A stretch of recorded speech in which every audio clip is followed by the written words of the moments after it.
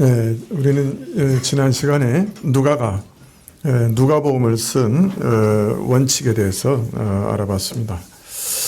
첫째는 누가가 이 누가복음을 쓸 때 뭐 어떤 자기의 생각이나 뭐 자기의 경험이나 이런 것을 쓴 것이 아니고 말씀의 목격자 되고 말씀의 일꾼된 자들이 전하여 준 전승한 그대로를 쓰려고 했다. 그렇게 말하고 있습니다. 이것이 누가복음을 쓴 가장 중요한 원리요 원칙이었다. 그런데 여기서 목격자와 일꾼이라는 말씀이 중요하다고 말씀드렸죠. 목격자가 왜 중요하냐? 사람이 어떤 사건이나 또 어떤 사람에 대해서 증언하려고 하면 먼저 그 사람이나 사람을 목격하는 것이 제일 중요한 요소죠. 목격을 해야 증언을 할 수 있는 것입니다. 자, 그런데 문제는 사람이 자기가 직접 봐서도 자기가 직접 목격할지라도 자기 본 것을 제대로 이해하거나 제대로 참 다른 사람에 전달할 수 있느냐? 그거 참 별 다른 문제예요. 그리고 사실은 불가능한 문제입니다. 저희 세대는 이제 그 박정희 대통령을 경험했던 세대입니다. 그죠? 그 박정희 시대 때 그 통치를 직접 봤어요. 네. 근데 사실은 그 박정희를 아주 가까이 본 사람들조차도 그 증언이 너무나 판이하게 서로 다르다고 하는 것을 오늘 우리는 볼 수 있습니다. 어떤 사람은 참 그는 국가를 가난해서 구해낸 영웅이라 이렇게 평가하는가 하면 또 어떤 사람은 참 민주주의를 질식시킨 악인이다 또 이렇게 평가하기도 합니다. 물론 이런 양면성이 다 있는 게 사실입니다만은 그 사람이 아니라도 경제는 어떻게든 발전했을 것이다 이렇게 주장하는 사람이 있는가 하면 아니라 필리핀과 우리나라가 다른 점은 박정희라는 인물이 있었느냐 없었느냐 그 차이다. 또 이렇게 얘기하는 사람들도 있습니다. 어느 평가가 옳은 것인가 참 판단하기가 쉽지 않죠. 사실 사람은 눈앞에 벌어지는 일도 제대로 볼 수 없을 때도 있고 보았다고 해도 그것을 올바로 이해하고 해석하기 어려울 때도 참 많습니다. 두 사람이 같은 사건을 봤는데 다른 것을 증언하는 것도 우리가 얼마든지 보고 있지 않습니까? 우리가 예수님 시대에 살아서 그 모든 일을 직접 보고 경험했다 해도 우리가 그것을 바로 보고 바로 이해할 수 있는가 하는 것은 별다른 문제죠. 그래서 어떤 사람이 사건의 진실을 바로 이해하기 위해서는 직접 목격하고 체험하는 것만으로는 부족한 것입니다. 사람은 그 일을 바로 보고 의미를 바로 깨달을 능력이 사실은 없기 때문에 그래서 그 확실성을 보장할 수가 없는 것이죠. 그래서 하나님께서는 그 복음의 진리성을 보장하기 위해서 특별한 방법을 사용하셨습니다. 요한복음 14장 26절에 보면 예수님께서 죽이시기 직전 마지막 날 밤 사도들에게 이렇게 약속하십니다. 보혜사 곧 아버지께서 내 이름으로 보내실 성령 그가 너희에게 모든 것을 가르치시고 내가 너희에게 말한 모든 것을 생각나게 하시리라. 말씀의 일꾼들 즉 사도들에게 예수님께서 약속하셨지요. 성령께서 오셔서 저들에게 역사하심으로 저들이 목격한 모든 일을 기억나게 하시고 또 그 의미를 깨닫게 하시겠다 이렇게 약속하셨던 겁니다. 그래서 말씀의 목격자 되고 말씀의 일꾼된 이들 즉 사도들이 예수님을 올바로 기억하고 그 사건과 그 사건의 의미까지 올바로 이해하여 증언할 수 있었던 것은 성령께서 저들과 함께 하셨기 때문이죠. 그래서 누가는 말씀의 목격자 되고 말씀의 일꾼된 자들의 증언을 그대로 잘 전달하고 기록하려고 노력했다. 그렇게 말하고 있는 것입니다. 두 번째 원칙은 누가는 목격자와 말씀에 사도된 자들의 증언한 것이 성령께서 기억나게 하시되 동시에 그 모든 뜻을 가르치시고 깨닫고 알게 하신 것을 이들이 증언한 것처럼 나도 동일한 방식으로 동일한 성령님의 은혜 가운데서 말씀의 목격자와 말씀의 일꾼된 자들이 전해준 그대로를 쓰려고 했다. 그렇게 말합니다. 누가는 사도의 전승을 성령님의 도우심으로 글로 남기려고 했던 것입니다. 그런데 이제 글을 써보신 분들은 이제 다 아실 겁니다. 어떻습니까? 단어 하나 선택하는 것 참 어렵습니다. 제가 그 설교를 준비할 때 보면은 정말 이상하게도 A4 용지 딱 5매입니다. 끝에 가서 딱 끝납니다. 보통은 그렇습니다. 5매를 넘는 경우는 거의 없습니다. 5매를 채우지 못하는 경우도 거의 없습니다. 그래서 같은 폰트로 같은 글자 수를 설교 작성을 거의 하는 거죠. 그런데 그때 단어 선택하는 게 저기에 있어서는 종종 어렵습니다. 아주 잘 아는 단어인데도 이 단어가 그 뜻이 맞나 싶어가지고 네이버에 들어가서 사전을 검색하는 경우가 설교 준비할 때 보통 1~2번 나옵니다. 그래서 제가 타이핑을 해놓고 내가 이 말을 한 게 정말 맞는 뜻으로 한 건가 알고 싶어서 네이버에 들어가서 검색을 합니다. 그래서 그 단어를 사용하고 어떤 때는 말을 하는데 계속 똑같은 말을 반복하게 돼요. 뭐 그런데 그래서 그런데 그렇게 하기 싫어서 이거를 다른 단어로 바꿀 수 없나? 그래서 또 같은 뜻을 가지고 있는 다른 단어를 찾아가지고 또 쓰기도 합니다. 제 생각에는 마치 제가 책을 쓰고 있는 느낌을 줄 때가 있습니다.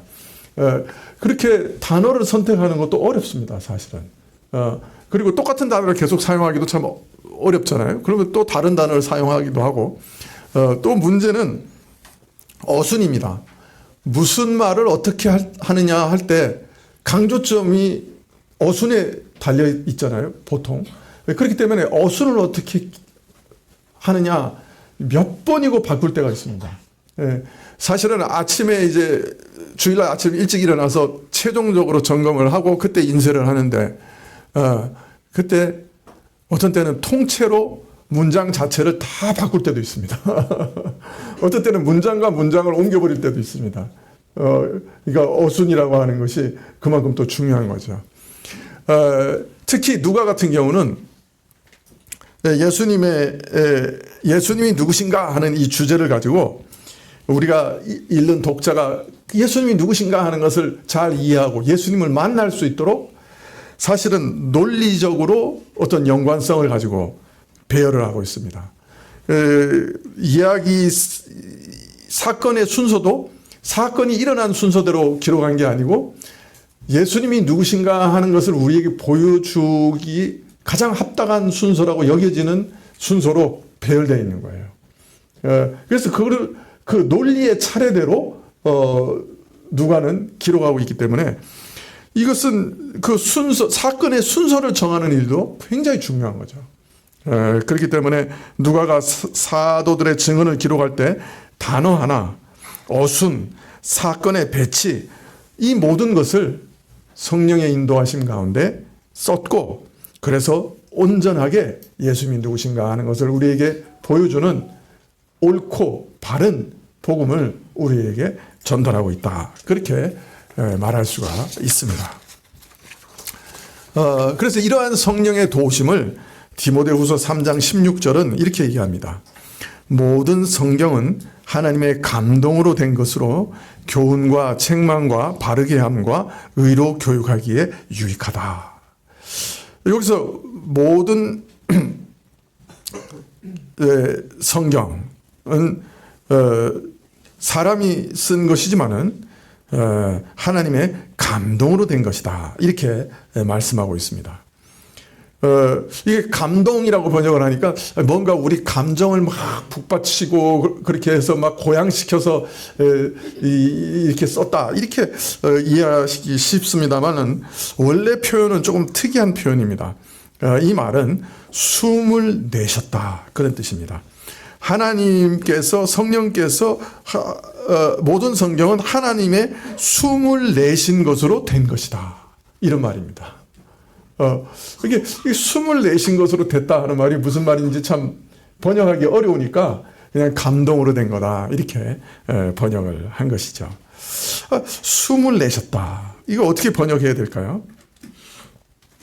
하여튼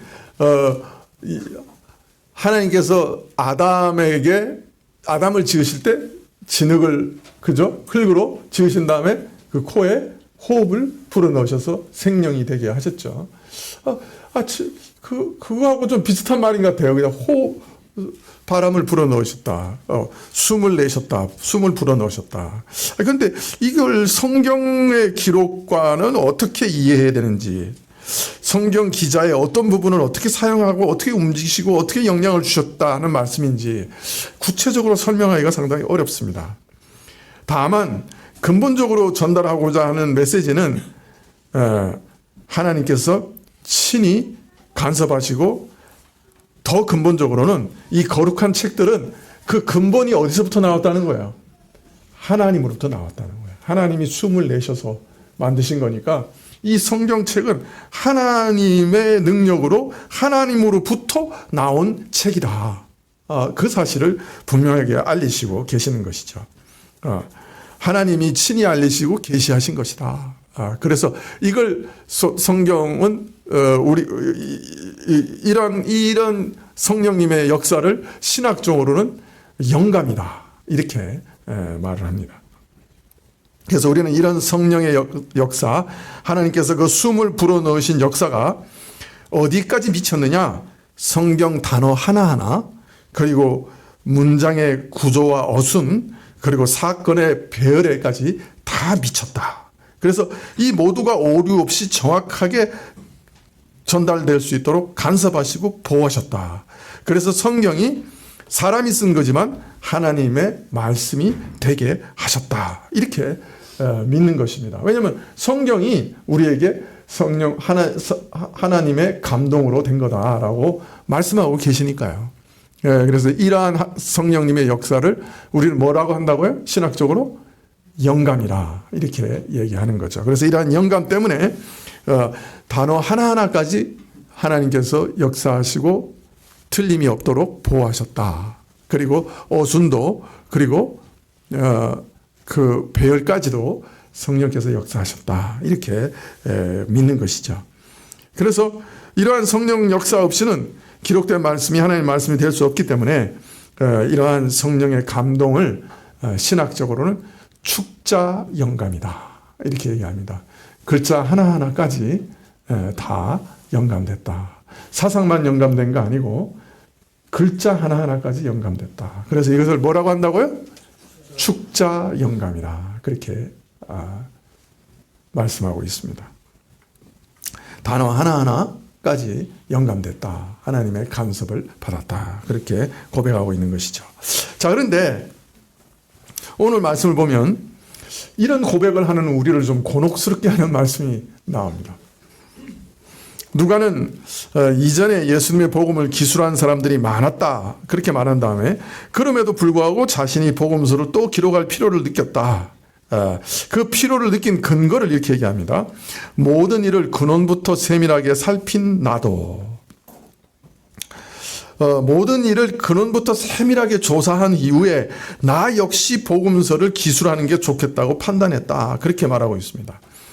모든 일을 근원부터 세밀하게 살폈다 하는 말은 일의 뿌리와 근원을 파헤치고 세밀하게 철저하게 추적 조사했다. 그런 뜻입니다.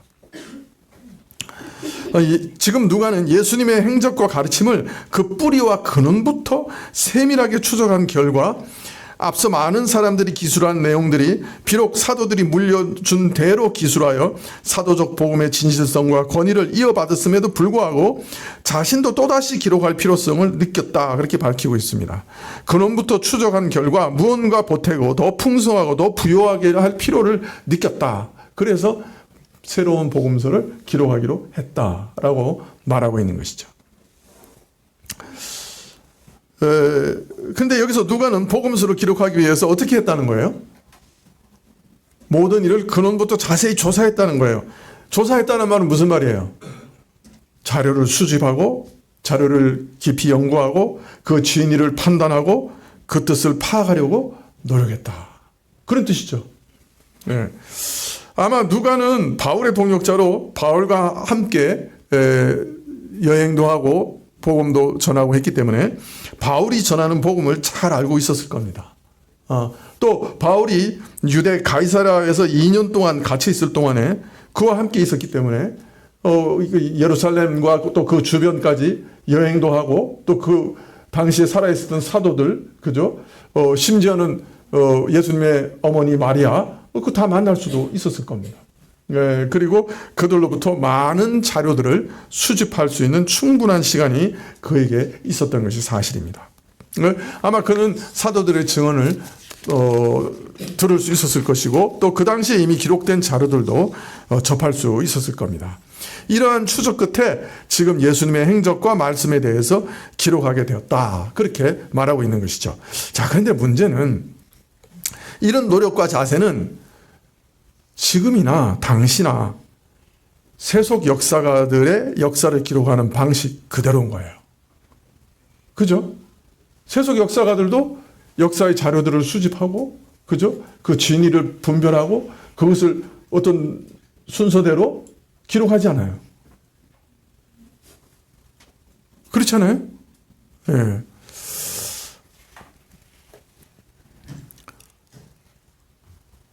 그러니까 이런 방식은 무언가 인간적인 냄새가 너무 나는 거예요. 예.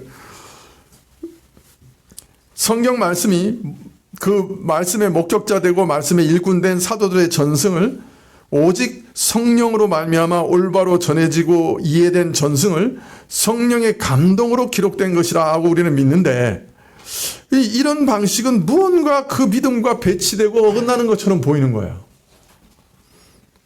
성령께서 목격자들과 일꾼들에게 계시한 것에 대해서 그 서로의 연결과 관계를 추적하고 이것이 옳은 것인가 바른 것인가 바른 증언인가 이런 것을 분별해내고 이게 무슨 의미인가 하는 것을 이해하는 이런 역사가의 자세는 마치 사도들이 전해준 전승을 함부로 대하는 불경스러운 것 아닌가 하는 느낌까지 드는 거죠. 어떻습니까?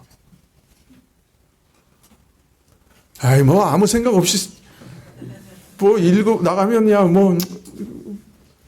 뭐 그런가 보다 생각하실지 모르지만은 한 2주 전에 어떤 집사님이 저한테 이거 질문하셨어요. 이거 좀 이상한 거 아니냐? 그 이상한 것처럼 느껴지죠. 네.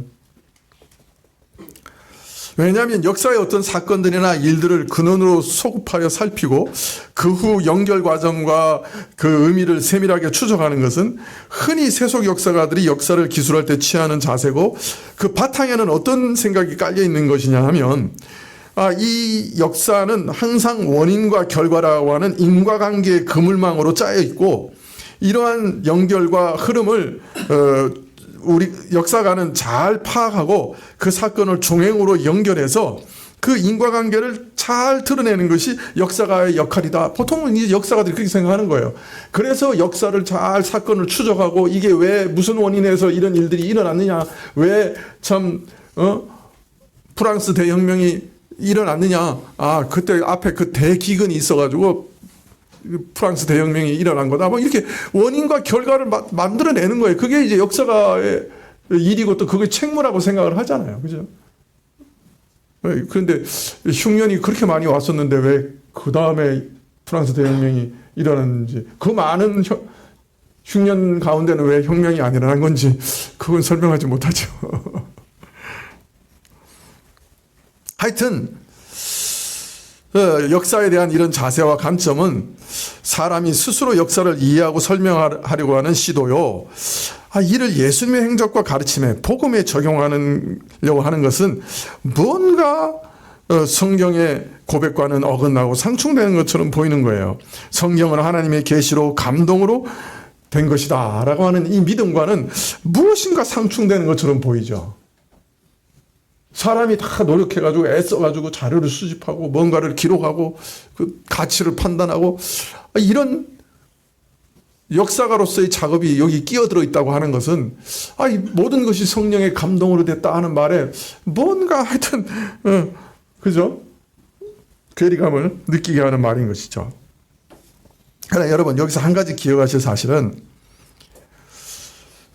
우리에게 일어나는 일들에 대해서 이런 방식으로 파악하고 설명하려고 하는 것은 하나님께서 사람에게 정하신 질서고 자연스러운 것이라는 사실이죠. 우리가 이미 전도서에서 봤죠. 사람은 누가 시키지 않아도 본능적으로 주변에서 일어나는 일들에 대해서 관심을 가지고 이게 무엇이지? 이것이 왜 일어나지? 하는 질문을 늘 가지잖아요. 그죠? 전도서에서 말씀드렸죠. 애가 제일 먼저 배우는 것 중에 하나가 뭐예요? 이게 뭐야? 왜? 그건 본능이란 말이죠. 그러니까 본능을 따라서 이런 일들을 관심 가지고 추적하면서 근원과 원인과 이유를 찾고 따지고 서로 연결짓고 상호 관계를 파악하려고 하는 것은 본능이에요. 다만 이런 역사적 이해와 설명이 사람에게 자연스러운 일임에도 불구하고 실제로 역사가의 주장이나 견해가 성경과 충돌하거나 믿음의 혼란을 일으키는 까닭은 인간의 지적 능력에 한계가 있기 때문인 것이죠. 한계를 뛰어넘는 일을 자꾸 말하려고 하다 보니 성경과 다른 말을 하고 엉뚱한 소리 하는 것이죠. 더하여 타락한 후에 우리 인간 이성은 죄에 오염되어 있기 때문에 그 기능이 완전히 손상된 탓에 진리를 파악하지 못하고 진리를 거짓 것으로 왜곡하고 대치할 때가 너무 많은 거죠. 우리가 실제로는 그래서 지혜롭다고 나는 참 지혜로운 사람이라고 생각하지만은 우둔하게 되고 어리석게 돼서 진리를 거짓 것으로 바꾸는 일들이 얼마나 많은지 몰라요.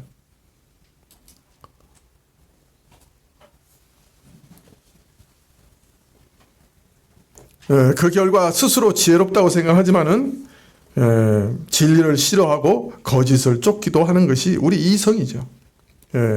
자, 그러나 만일 성령 하나님께서 이런 부작용을 피하도록 사람의 지적 기능을 붙잡아 주시고 성령의 능력으로 이성을 붙들어 주신다고 하면 이 이성은 귀중한 선물로 그 기능을 다할 수가 있는 것입니다. 그래서 성령님은 성경을 기록할 때도 인간 이성을 무시하지 않으셨어요. 인간 저자들의 그 죄로 인한 더러움과 부정함을 뛰어넘을 수 있도록 붙들어 주시는 역할을 하셨지만은 이성을 무시한 것이 아니라 이성의 기능을 다 사용하도록 붙잡아 주신 거예요. 그래서 이성을 통해 하나님의 계시를 수용하고 이해하고 해석하고 기록할 수 있는 특별한 은혜를, 그러나 그 가운데 죄에 오염된 것들을 제거할 수 있는 은혜를 성령께서 주신 거예요. 그래서 누가가 우리 안에서 성취된 일들을 근원으로부터 소급하여 살피고 그 후 연결 과정과 그 의미를 세밀하게 추적하고 기술했다는 말은 언뜻 세속 역사가 역사 기술 방식을 그대로 답습하는 것처럼 보이기 쉽지만은, 그러나 여기서 누가는 하나님의 약속과 예언의 성취인 예수님의 행적과 가르침을 기술하고 있는 만큼 하나님을 배제하고 역사를 기술하는 세속 역사가의 기술과는 근본적으로 다를 수밖에 없었던 것이죠. 세속 역사와는 달리 계시가 주어지는 과정과 이를 전하고 깨닫는 과정에서 모든 이성의 사용에서 지적 기능을 비롯하여 심리적 기능 자체가 멈추거나 배제된 것은 아니지만은 성령께서 그 모든 것을 붙들어 주셔서 죄의 오염으로부터 방어해 주시고 방지해 주시고 사건을 추적하고 자료들을 수집하고 취사 선택하는 과정까지도 오히려 성령님의 은혜 가운데서 인간의 지적 한계를 뛰어넘어 또 오히려 인간 이성을 올바로 사용할 수 있도록 역사하셔서 죄의 오염과 영향에 벗어나 오류가 없는 무한한 말씀을 기록할 수 있도록 도우셨던 것이죠. 자, 이것을 신학적으로 뭐라고 얘기하냐면 유기적 영감이다, 이렇게 말하십니다. 이 유기적 영감의 반대말은 기계적 영감이라는 건데 타자기로 쓰셨다는 거예요. 그러나 물론 하나님이 직접 말씀하신 것도 있어요. 그죠? 십계명을 반포할 때 하늘에서 직접 선포하셨죠. 그러나 대부분의 성경 말씀은 그 성경을 기록한 사람의 언어 습관, 그의 성품, 그의 이성의 활동, 그런 걸 다 사용하셔서 저자들로 실제로 자기 생각과 말과 글을 쓰게 하셨지만은 그 모든 것이 성령의 감동으로 인해 오류가 없이 하나님의 말씀이 되게 하셨던 거예요. 이걸 뭐라고 한다고요? 예, 이것은 유기적 영감이다. 그래서 사람의 성격과 말, 자기 글을 쓴 거예요. 그래서 요한복음 같은 경우는 요한이 처음에는 불과 같은 성품을 가졌지만은 예수님 믿는 다음에 시간이 지난 다음에 아주 부드러워졌어요. 그래서 요한일서나 요한복음에 보면 되게 부드럽죠. 예? 형제들아 서로 사랑하라 막 그렇죠. 근데 야고보 사도 같은 경우는 성품이 강직한 게 그대로 남았어요. 그래서 뭐라 그래요? 너희가 믿음 없이 구하는 곳에서는 기도에 응답받을 줄 생각하지도 마라. 얄짤없다. 그렇게 나오는 얘기예요. 하여튼 그렇게 아주 그 강직하게 쓰시고, 그러니까 성품이 서신마다 다 나타나죠. 그래 사람의 성품까지 쓰신 거예요. 그 어투도 쓰시고 그 말을 다 쓰신 거예요. 그러나 그 모든 것들을 하나님이 사용하신 거죠. 그래서 오류가 없이 붙들어 주셨어요. 그래서 이것을 유기적 영감이다 그렇게 얘기합니다. 자, 그런데 교회 역사를 보면 자유주의 비평학이 등장한 이후로 특히 17세기로부터 조금씩 이런 믿음에서 벗어나는 빗나가는 사람들이 일어납니다. 이게 이제 계몽주의 유산 때문에 그런데요. 성경에 기록된 사건들이 적어도 우리 이성적 합리적 판단을 벗어나거나 오늘 우리가 경험하는 범위를 벗어나면 이거는 실제로 발생한 게 아니라는 거예요. 성경에 기록된 사건들이 뭐와 뭐를 내 이성의 합리적 판단이나 우리의 경험의 범주를 벗어난 것은 실제로 일어나는 것이 아니다. 이렇게 판단하는 거예요. 그래서 이건 가공된 신화이거나 실제로 발생되지 않은 것이거나 수정돼야 하는 것이다. 이런 주장을 하는 사람들이 교회 안에 들어오기 시작했어요. 이들의 전제는 이성의 권위를 가장 높이는 거예요. 그래서 오늘 우리가 경험하지 못하는 일은 과거에도 없었다. 이게 그들의 주장이에요. 자기 경험과 이성 안에서 다 판단하는 것이죠. 그래서 오늘날 누가 홍해 갈라지는 사건을 목도했느냐? 근 1000년 가운데 이런 일이 있었느냐? 없지 않았느냐? 그러므로 이런 사건은 없었던 거다. 즉 이성과 경험에서 벗어나는 자기 세계관에서 벗어나는 성경의 내용들은 성경에서 다 빼버리려고 했던 거예요.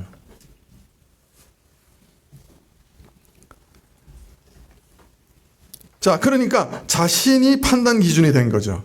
이들에게서 성경은 더 이상 신적 권위를 가진 하나님의 말씀이 아니라 믿는 사람들이 자기 믿음을 고백하는 문서요, 인간이 하나님을 이해한 것을 기록한 문서에 지나지 않는다 이렇게 생각하는 거예요.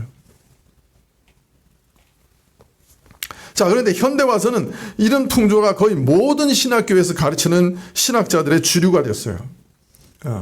그래서 오늘날 과학계에서는 진화론이 중심적인 주류가 돼서 이렇게 딱 자리 잡고 있잖아요. 그래서 모든 과학적 이해와 해석을 진화론 쪽으로 해석하지 않으면, 이런 전제 위에 연구한 것이 아니면 그거 다 배척해버리는 거죠. 뭐 논문 받아주지도 않죠. 그와 마찬가지로 신학교에서 소위 주류라고 하는 곳에서 다 이런 비평학적인 큰 틀을 전제로 신학을 연구하고 성경을 이해하는 거예요. 그걸 따르지 않으면 이건 학문이 아니라고 생각해서 다 배척해버리고 말았어요. 그래서 오늘날 이런 신학자들한테 신학생들이 다 배우는 거예요. 우리나라 교단들도 마찬가지예요. 장로교, 감리교, 성결교 다 헌법에는 명백하게 16세기, 17세기 신학을 받아들여요. 그래서 성경이 하나님의 말씀이다. 누구나 고백해요. 목사 선서할 때도 성경은 하나님의 말씀인 것을 제가 믿사오며 하고 선서를 해요.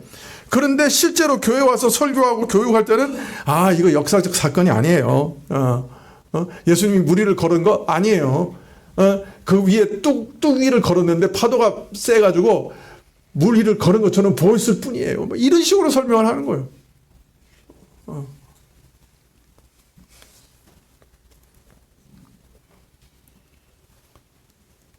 이 성경의 윤리적인 교훈은 우리가 살아야 되는 하나님의 절대적인 명령 아니고 얼마든지 우리 상황에 적용할 수 있는 그런 윤리적인 가르침일 뿐이에요. 시대마다 다 다른 거예요. 이런 식으로 가르치는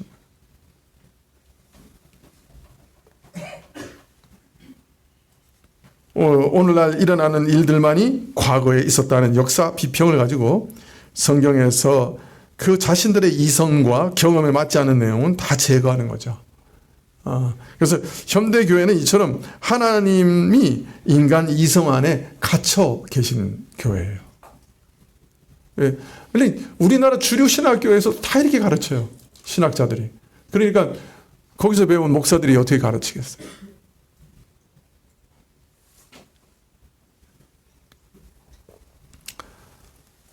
야, 그러나 여러분, 우리 하나님은 어떤 분이세요? 무에서 유를 만드신 분 아니에요. 창조주시잖아요. 없는 것을 내 가운데서 있는 것을 불러내신 분 아니에요. 이 기적의 하나님이시죠. 네. 여러분, 하나님께서 모든 만물을 창조하셨다 하는 것을 믿으면 그 다음에는 못 믿을 게 어디 있어요?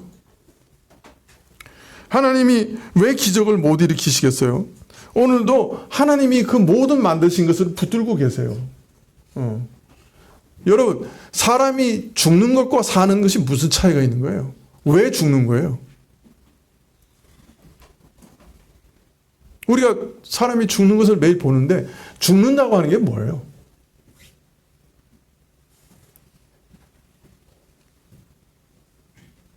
여러분, 어떤 사람은요, 전쟁터에서 총알을 9발을 맞아도 그래서 의사가 보고 도저히 살 길이 없다 하고 내버렸어요. 치료도 안 하고. 그런데도 살아나는 사람이 있어요. 어떤 사람은 옆에서 수류탄이 터졌는데 아무 상처가 없어요. 그런데 놀래서 죽는 사람도 있어요. 죽는다는 게 뭐죠? 여러분, 그 영혼이 육체에 같이 있으면 사는 거고 영혼이 육체에서 떨어져 나가면 죽는 거예요. 근데 그 영혼이 육체에 같이 살 수 있도록 붙드시는 분이 성령이세요. 지금도.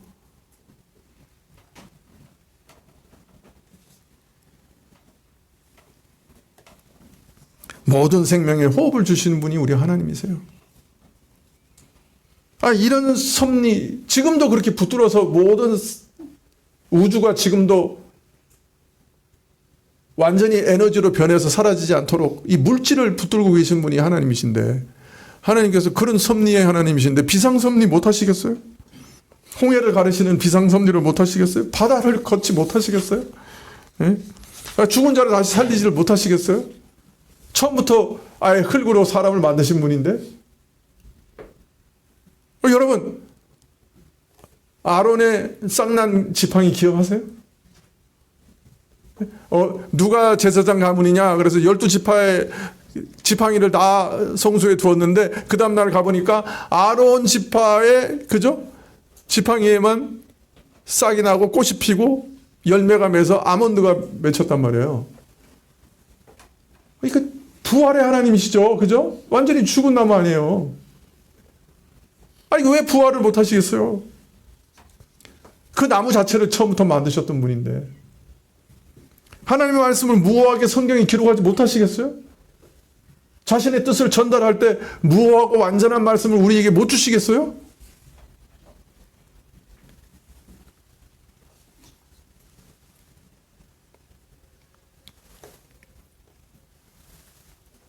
그래서 우리는 성령님께서 성경 기자들에게 감동하셔서 성경의 모든 내용을, 기적들, 즉 비상섭리나 역사적 사건이나 모든 말씀들을 오류 없이 완전하게 기록하셨다. 심지어 과학적 사실까지도 온전하게 기록하셨다. 그렇게 믿는 거예요. 이걸 신학적으로 완전 영감이다.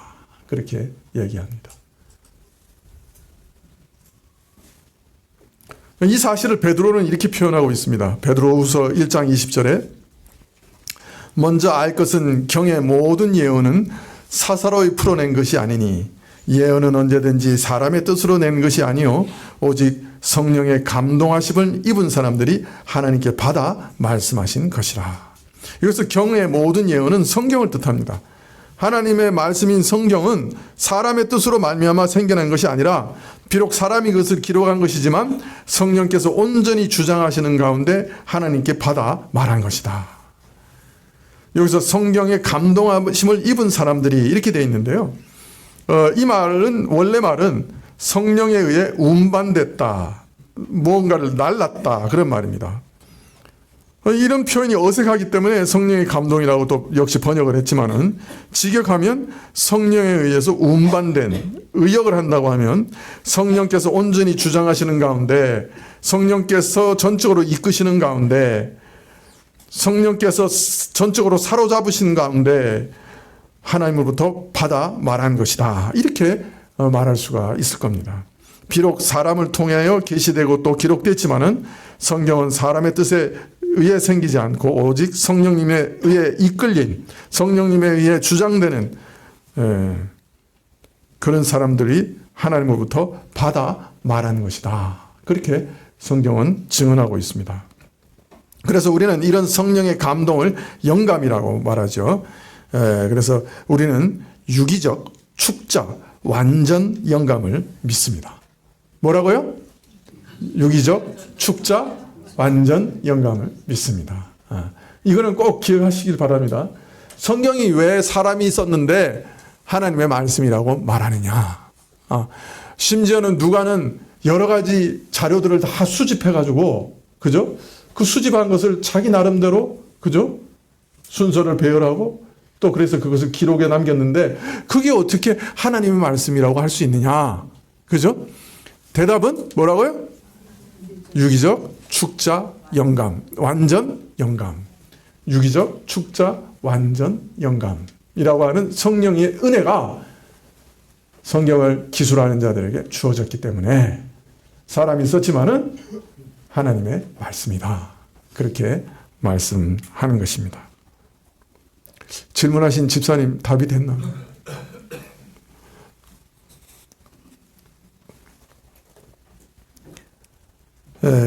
그래서 이 말씀의 약속은 하나님의 약속이에요. 이 말씀에 순종하면 하나님께 순종하는 거예요. 이 말씀을 거역하면 하나님께 거역하는 거예요. 여러분 이 사실을 꼭 기억하시기 바랍니다. 마지막으로 4절에 누가는 이렇게 말합니다. 이는 각하로 하여금 배운 것들에 관하여 그 확실함을 알게 하려 함이라. 데오빌리가 이미 배운 것이 있어요. 복음을 들었어요. 그런데 누가는 이 복음에 대해 더 확실하게 알리고 더 상세하게 알려서 참으로 저로 더 견고한 믿음을 얻게 하려고 했다, 그렇게 말합니다. 사실 누가복음에는 다른 복음서에 없는 내용들이 많이 있습니다. 아주 많이 있습니다. 세례 요한과 예수님의 출생에 관한 상세한 서술들이 있고요. 삭개오 일들도 있고, 선한 사마리아의 인의 비유도 있고, 죄 많은 여인이 예수님 발에 향유를 부은 일도 있고, 십자가에 달린 강도가 회개한 일들도 있고, 막 다른 복음서에 없는 수많은 일들이 이 누가복음에 기록되어 있고요. 그것이 우리에게 얼마나 많은 믿음의 도움을 주는 말씀인지 몰라요. 그래서 누가복음에만 있는 이 말씀들이 사실은 참으로 우리 믿음에 아주 견고하게 하는 그런 중요한 진리라 하는 것을 우리는 계속해서 발견하게 됩니다. 누가는 그뿐만 아니라 사실은 태초 이후부터, 아담 이후부터 더 가까이 있는 아브람 이후부터 성경에 기록되어 있는 모든 예언들과 예수님의 생애가 어떤 관계가 있는지, 그 긴밀하게 연결되어 있는 모든 그 연결과 그 과정을 하나하나 드러내서 복음의 충만한 영광을 다 드러내고 있습니다. 그래서 예수님의 행적과 가르침의 깊이와 풍성함을 그 모든 복음서의 기술 가운데 드러내고 있는 것이죠. 우리는 앞으로 누가복음을 좀 더 읽어가면서 이 참 구약과 관계, 그리고 이 사건과 사건 사이의 관계들, 이런 가운데서 예수님이 누구신가 하는 것을 어떻게 깊이 드러내고 있는가 하는 것을 더 자세히 살펴보게 될 것입니다.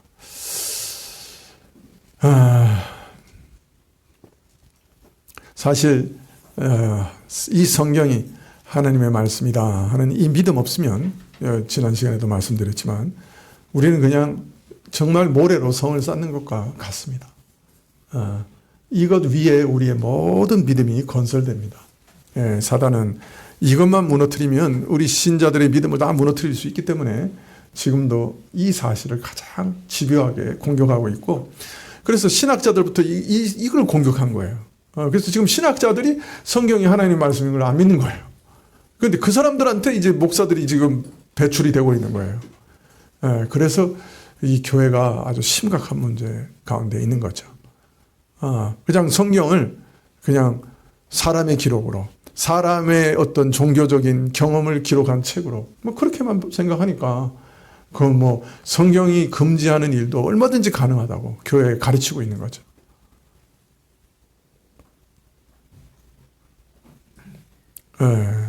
참 우리가 어떤 시대에 살고 있는지 잘 이렇게 분별하시고, 사실 성경이 하나님의 말씀이다 하는 믿음도 사도가 전해준 전승이에요. 그죠? 베드로 사도도 그렇게 얘기하고 바울 사도도 그렇게 얘기하고 제가 인용했잖아요. 그죠? 성경은 하나님의 말씀이요 하나님의 감동으로 된 거다. 그렇게 사도가 전해준 말씀이죠. 우리가 이러한 사도의 전승을 잘 지켜나가시는, 그래서 끝까지 믿음을 견고하게 지키시는 여러분 되시기를 축원합니다. 기도하시겠습니다.